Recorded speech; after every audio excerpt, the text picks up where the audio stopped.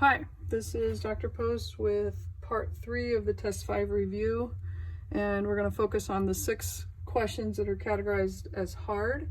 And often what makes them hard isn't necessarily the process of what you're doing, it's that it's lengthy, or there are a lot of things that contribute to the problem. So anyway, let's just take a look at these. Start with number 15. They want the standard deviation of the set of data. So I've got a 13, 13, 19, 7, and 13. So the first thing I need to do is find the mean. So I'm going to go 13 plus 13 plus 19 plus 7 plus 13 divided by 5, because there are 5 of them, and turns out my mean is also 13. So to find the standard deviation, I recommend that you first make a column of all your x values. Here's 13, 13, 19, 7, 13. The second column would be x minus the mean. So 13 minus 13 is 0, 13 minus 13 is 0, 19 minus 13 is 6, 7 minus 13 is negative 6, 13 minus 13 is 0. So this is going to be a pretty easy question because of the zeros, which is nice of them. So next thing I'm going to do is take all the numbers in this column and square them. So 0 squared is 0, 0, 36. If I square this guy, it includes that that negative, so that's a 36 and a 0. The next thing I'm going to do is add all of these together, and it turns out I get 72. I'm going to divide it by the number of original values. 72 divided by 5 is 14.4, and then I'm going to take the square root of that, and they want me to round it to 3 places, so I get 3.795, and that's how we do standard deviation. All right, I'm going to move along to question 23.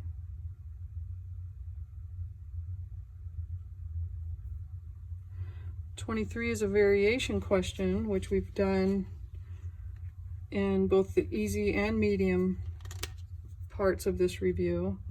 The reason this one is hard is because you have to use all the steps for this one. So they say the weight W of an aluminum flatboat varies directly with the length L. So weight varies directly with length. I think you can see that. Okay, so how would I write that? Step 1, weight W varies equals K. Directly is right next to the length L. So there's step 1, there's my interpretation.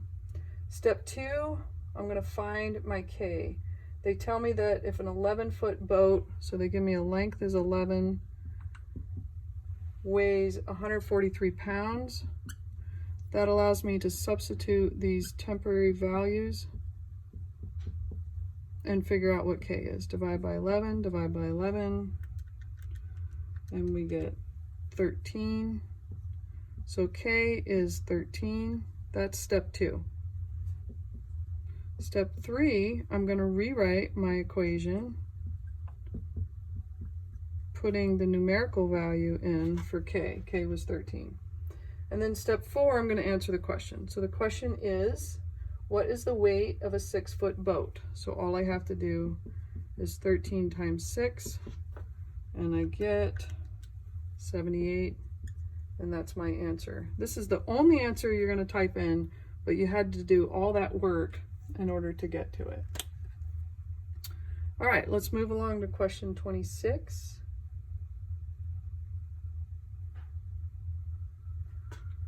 Which is similar, only instead of direct variation, it's inverse variation. So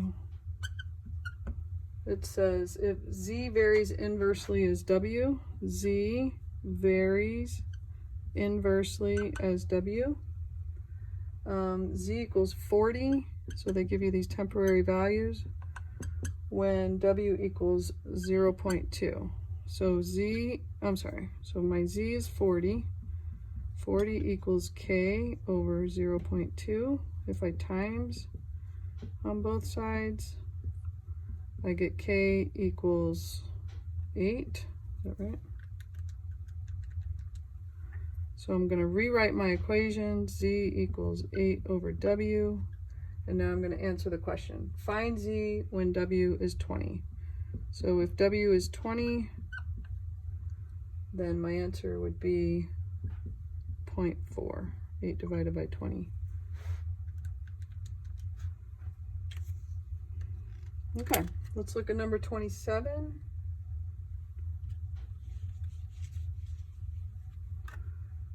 We have the current I in an electrical conductor varies inversely as the resistance R.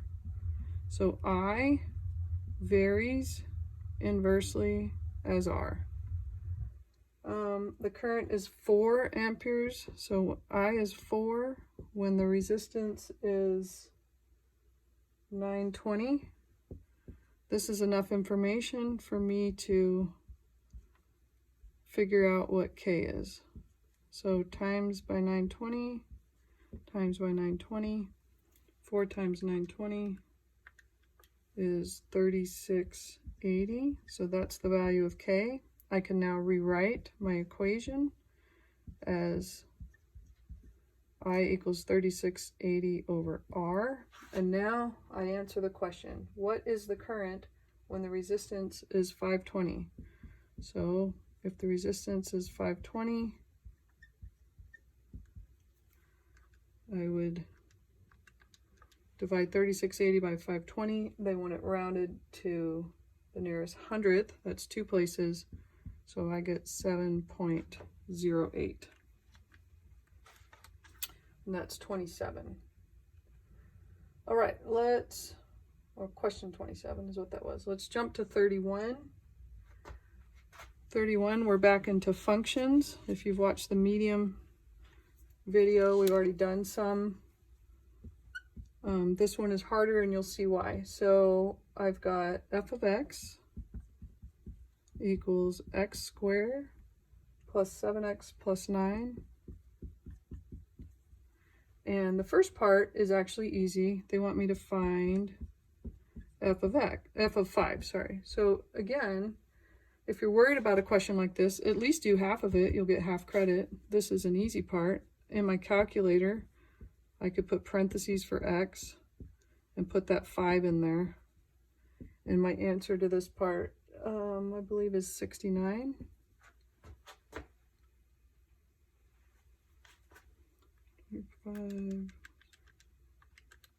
Yeah, 69. Okay, so this part would have been categorized as easy or medium if that's all it was. But now the second part, they say find x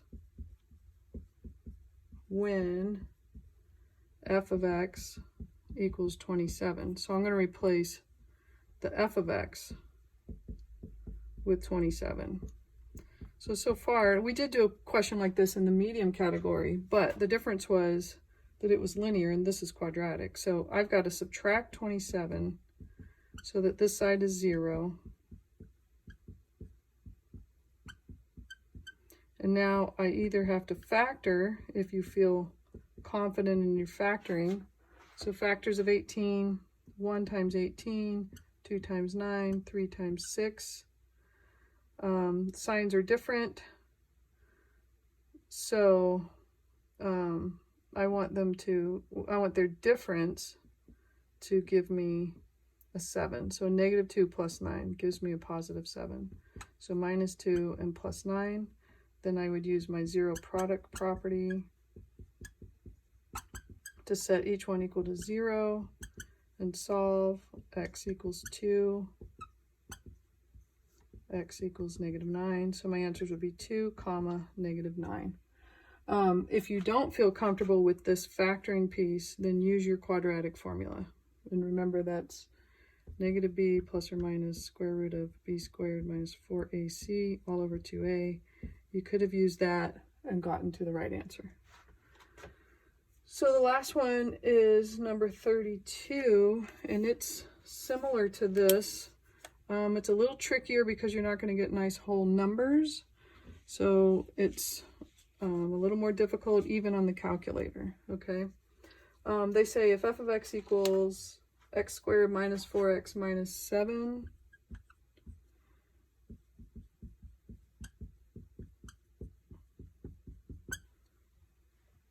find the input values that make the function 0. Well, what that means is we're going to make the function 0, and we need to find the values that work. So this is not factorable. Factors of 7 are 1 times 7. Their difference will not be 4.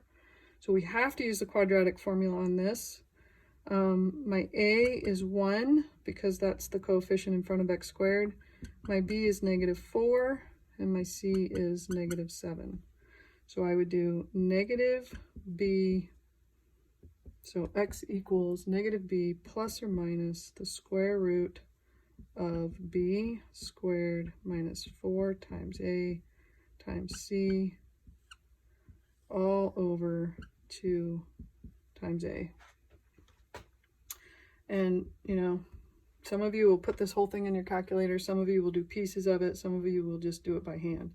So I get a positive 4 plus or minus, this becomes 16 plus 28, because I have a negative times a negative, and 4 times 7 is 28, all over 2. So that would be 4 plus or minus 16 plus 28 is 44, all over 2. At this point, I mean, I would recommend just putting it into your calculator at this point. So you have one answer that will be 4 plus the square root of 44 all over 2. And then the other one will be 4 minus the square root of 44 all over 2. Either put the numerator in parentheses before you divide by 2, or get an answer for the top and then divide by 2. And then you don't have to worry about the parentheses. So 4 plus the square root of 44 equals, and then divide by 2 equals, in this case they want it rounded to 3 places, so this one would be 5.317, and here I would do 4 minus the square root of 44 equals, and then divide by 2 equals, and I get negative 1.317. So those are my two answers. I would put a comma in between them when I put it on StatCrunch. Sorry, that's statistics. When I put it on my math lab. Okay, talk to you later.